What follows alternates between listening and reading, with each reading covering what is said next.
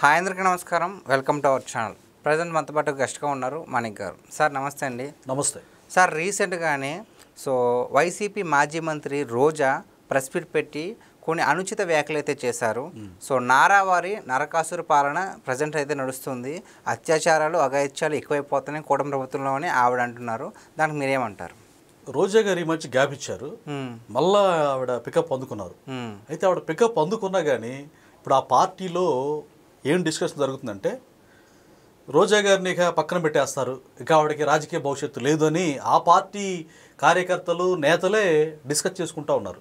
ఎందుకు అని అంటే విడుదల రజనీ గారి మధ్య తన యొక్క ప్రధాన అనుచరుడు పిఏగా వ్యవహరించిన శ్రీకాంత్ రెడ్డిని అరెస్ట్ చేసిన సమయంలో సీఏ గారేంటిది అని ఒక రకంగా ఏడ్చి గగోలు పెట్టింది కదా ఎవరు, విడుదల రజనీ గారు.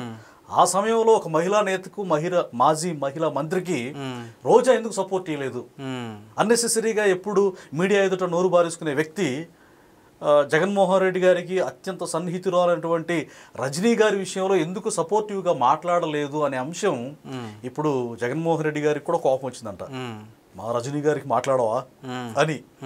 అంటే ఇప్పుడు దీన్ని బట్టి తను డిఫెన్స్లో పడిపోయారు. ఇక ఏదో ఒకటి నేను ఎలిగేషన్ చేసి చంద్రబాబు నాయుడు గారిని తిట్టి కూటమి ప్రభుత్వాన్ని తిట్టి ఆయన మనసులో మళ్ళా స్థానం సంపాదించుకోవాలనేటువంటి ఉద్దేశంతో తాపత్రపడతా ఉంది. అయినా ఆవిడకి ఏం అర్హత ఉంది? అంతకుముందు వీళ్ళ నాయకుడు జగన్మోహన్ రెడ్డి గారు బాబాయిని తెగనరికి చంపారు, ఎవరో తెలుసు అందరికీ, అది మనం స్పెసిఫిక్ చెప్పక్కర్లేదు. అలా దారుణంగా ఎవరు చంపారో పోలీసులు, గూగుల్ టేక్అవుట్, సిబిఐ, కోర్టులు కూడా నిర్ధారిస్తున్నాయి. అది అతి త్వరలో జడ్జిమెంట్ రాబోతుంది. సరే, ఆ జడ్జిమెంట్ రాకముందు ఎవరి వైపు వేలు చూపిస్తున్నాయి? గూగుల్ టేక్అవుట్ ఎవరిని వేలెత్తి చూపింది? ఎవరితో హంతకులతో ఎవరు మాట్లాడారు ఫోన్లో? ప్రజలందరూ కూడా విదితం ఎవరు చంపారు.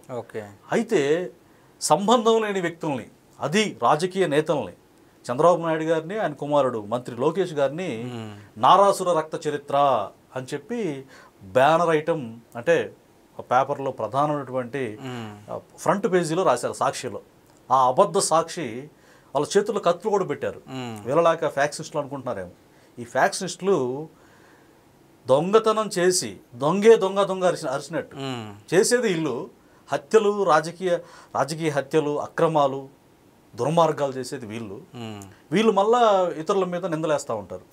ఎంత హాస్యాస్పదం అంటే వీళ్ళే చేసిన దుర్మార్గం అంతా చేసింది కాక వివేకానంద రెడ్డి గారి హత్య తీసుకుందాం, అతి దారుణంగా కిరాతకంగా చంపింది కాక ఆ చనిపోయిన వ్యక్తే దుర్మార్గుడు అన్నట్టుగా చిత్రీకరించారు. ఆయన క్యారెక్టర్ని అసాసినేట్ చేశారు. అవినాష్ రెడ్డి మంచోడు, భాస్కర్ రెడ్డి మంచోడు, జగన్మోహన్ రెడ్డి సిఫారసు చేసిన వ్యక్తులు అందరూ మంచి వాళ్ళు. కానీ చనిపోయి ఇతను మేము చంపిన విషయం వెల్లడైంది కాబట్టి, అంటే అవినాష్ రెడ్డి వీళ్ళు ఏదైతే మరి గూగుల్ టేక్అవుట్ వాళ్ళ వైపు చూపించిందో ప్రజలందరూ మేము చంపామని అనుకుంటున్నారు, చేసింది మాత్రం ఇంకొకళ్ళు అని చెప్పి నెపం వేసే క్రమంలో చంద్రబాబు నాయుడు గారి మీద నెపం వేశారు. వర్కౌట్ అవ్వాల, ఎందుకంటే ఎలాంటి ఎవిడెన్స్ లేవు. ఇప్పుడు ఆయన మీద రాసినప్పుడు అసలు ఆ కథనం ప్రకారం, సాక్షి కథనం ప్రకారం, వీడియో ప్రకారం అటే వెళ్ళాలి కదా. అటు వెళ్ళకుండా ఎటు వెళ్ళిందంటే విచారణలో అవినాష్ రెడ్డి వైపు వెళ్ళింది. దాన్ని ఎట్లా డిఫెండ్ చేసుకోవాలో అర్థం కాక చనిపోయి, అంటే చంపేసిన వ్యక్తులు ఎవరనేది మనం డైరెక్ట్గా మనం చెప్పలేము కనుక చెప్పట్లేదు. చనిపోయిన వ్యక్తి దుర్మార్గుడు అని సాక్షి మీడియాలో వస్తుంది. మళ్ళీ కనీసం కామన్ సెన్స్ ఉందా? ఎంత చెడ్డ వ్యక్తి అయినా సరే చనిపోతే ఆ వ్యక్తి భూమి మీద లేడు కనుక అతని మీద మనం సానుభూతి చూపిస్తాం, అరే పాపం చనిపోయాడు అంటాం. కానీ అదే వ్యక్తి క్యారెక్టర్ లెస్, స్త్రీ లోలుడు, అంటే ఉమనైజరు, అతనికి మళ్ళా పెళ్ళి అయింది, ముస్లిం మహిళని పెళ్లి చేసుకున్నాడు, షహన్షా అనే కుమారుణ్ణి కన్నారు అని చెప్పి అసలు లేని విషయాన్ని, భూమి మీద లేని వ్యక్తి గురించి ఆయన్ని చెడు చేస్తారు.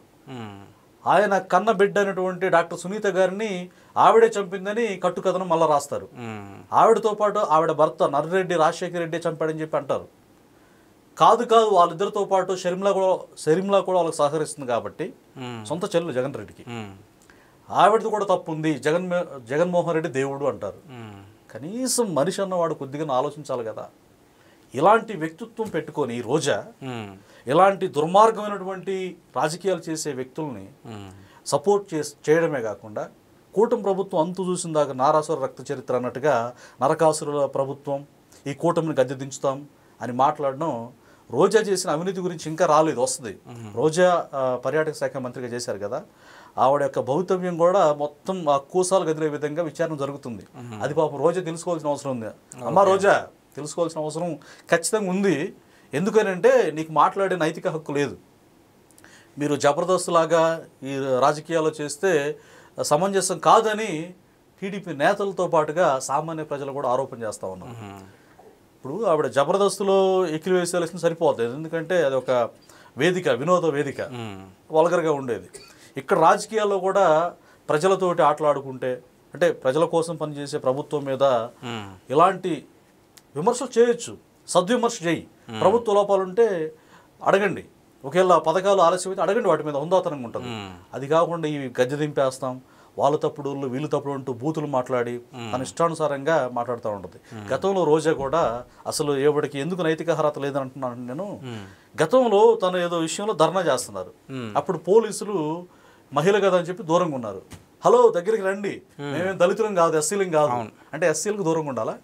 అంటే రాజ్యాంగం ప్రకారం ఎంత తప్పు అంటే ఈవిడికి ఆ మాత్రం కామన్ సెన్స్ లేదు.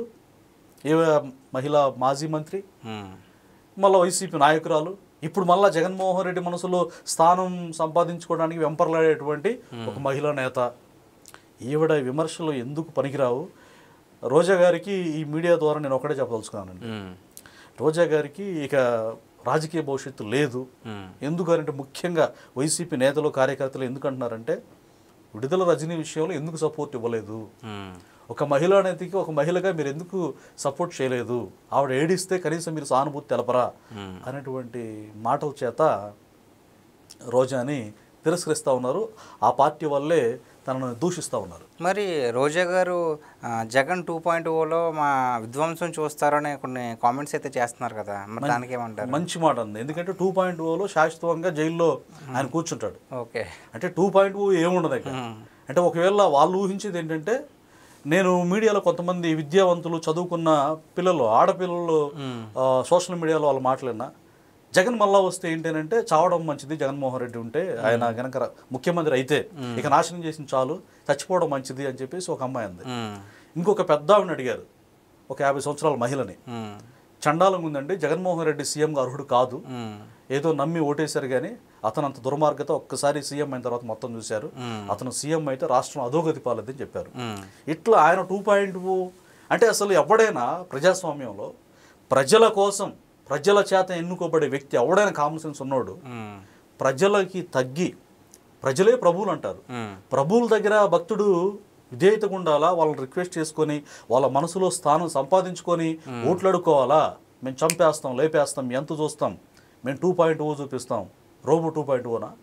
ఈయనకి మొన్న రీసెంట్గా భారత జవాన్ అగ్నివీర్ మురళీ నాయక్ సందర్శన కోసం వెళ్ళాడండి. వెళ్ళినప్పుడు పుట్టెడు దుఃఖాలు ఉంటాయి తల్లిదండ్రి, మురళీ నాయక్ తల్లిదండ్రులు. ఈయన వెళ్ళి ఆయన సీఎం అని నినాదాలు చేయించుకుంటాడు, మంది మార్బలంతో ఇతను బలం ప్రదర్శన చేస్తాడు. తర్వాత ఆయన అక్కడికి వెళ్ళి నవ్వుతాడేంటి? ఎంతవరకు కరెక్ట్ చెప్పండి? అంటే అంతకుముందు చాలా సార్లు ట్రోల్ చేశారు, నవ్వుతూ శవాల దగ్గరికి వెళ్తున్నా సరే ఎందుకు ఆయన మారట్లేదు అంటే. రైట్, వ్యాలిడ్ పాయింట్ అండి. అతనికి సైకలాజికల్గా డిజార్డర్ ఉందని అందరూ అంటారు, అది నిజమేమో అనిపిస్తుంది నాకు. ఎందుకంటే పుట్టడు దుఃఖంలో అక్కడ అందరూ దుఃఖ వాతావరణం నెలకొన్న నేపథ్యంలో కనీసం ముక్కు మొందలేకపోయినా ఒక బాధాతప్త హృదయంతో మానవత్వంతో స్పందిస్తాం, చాలా బాధ అనిపిస్తుంది. అప్పుడు కూడా నవ్వుతాడేంటి? ఒక ఆయన పెద్ద ఆయన సోషల్ మీడియాలోనే మీ బిడ్డను అంటే నాశనం చేశాడు, ఎవడికి బిడ్డ అవుతాను, రాష్ట్రాన్ని నాశనం చేశాడు, వాళ్ళ ఎమ్మెల్యేలు నాయకులు ప్రకృతి వనరులు ధ్వంసం చేశారు, శ్మశానాలను కూడా వదలలేదు, మీ బిడ్డను అంటే ఎవడికి బిడ్డ వీడు అని చెప్పేసి ఒక పెద్ద ఆయన అగ్రెసివ్గా మాట్లాడడం నేను విన్నా. అలాగే ఆయన ఆవేదనలో అర్థం ఉంది. నవ్వుతాడేంటి ఇతను, బిడ్డ అంటాడేంటి అన్నట్టుగా ఇతను నవ్వుతాడేంటి? చాలా విమర్శలు వచ్చాయి కదా. మొన్న అసెంబ్లీలో స్కిట్ వేస్తూ ఒక ప్రజాప్రతినిధి కూడా చెప్పాడు, అంటే ఎక్కడికి వెళ్ళినా జనసేన నాయకుడు ఆయన ఎక్కడికి వెళ్ళినా అని నవ్వుతూ ఉంటే, ఒరే చెప్పు ఏది 11 వచ్చినోడా అని చెప్పేసి ఒక ఆయనతో పాటు స్కిట్లో ఉన్న నేత అంటే, ఒరే చెప్పకూడదురా అని చెప్పేసి అంటాడు ఆయన.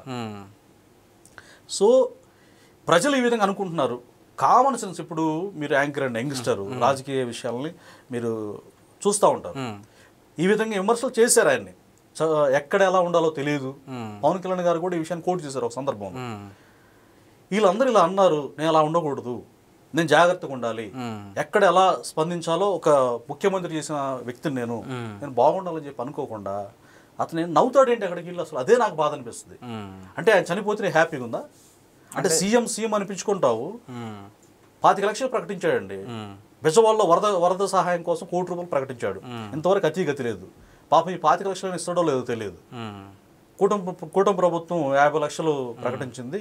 దాన్ని అప్రిషియేట్ చేస్తున్నా అంటూనే ఇండైరెక్ట్గా ఏడ్చుకుంటూ దుఃఖిస్తూ దాన్ని మళ్ళీ ప్రజల సొమ్మేగా అనేది ఏదో వేస్ట్ డైలాగ్ కొడతా ఉంటాడు.